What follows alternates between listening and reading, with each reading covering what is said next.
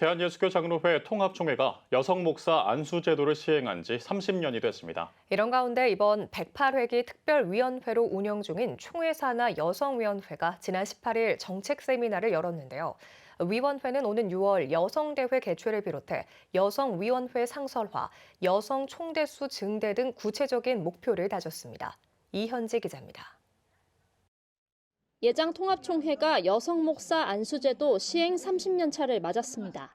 여성 목사 안수 30년 역사는 한국교회 안에서 통합총회가 양성평등을 실현한 선도적 사례로 자리 잡았습니다.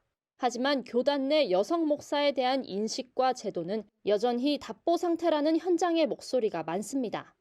지난 18일 예장통합 108회기 특별위원회로 운영 중인 여성위원회는 정책 세미나를 열고 여성 안수제도 30년을 평가하며 향후 정책 방향성을 논의했습니다.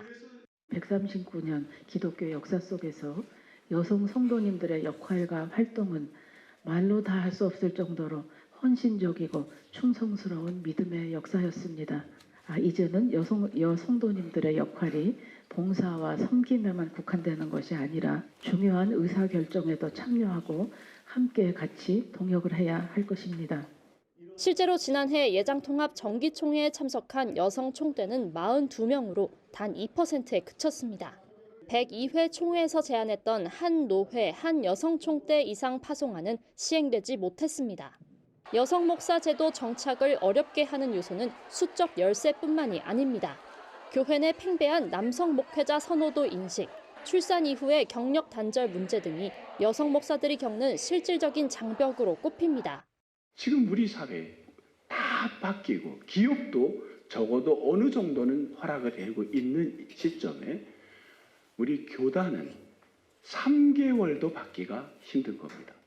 여성 목사에 대한 인식 개선과 이를 위한 정책 마련이 더욱 활성화하기 위해서는 교단 내 여성 리더십을 강화해야 하고 낮은 여성 총대 비율을 해결하는 것이 궁극적인 해결책이라는 게 위원회의 의견입니다. 108회 여성위원회는 총회 여성 안수 30주년을 맞는 시점에서 오는 6월 여성대회 개최를 비롯해 여성위원회 상설화, 여성 총대수 확대 등 목표를 위해 매진하겠다고 밝혔습니다.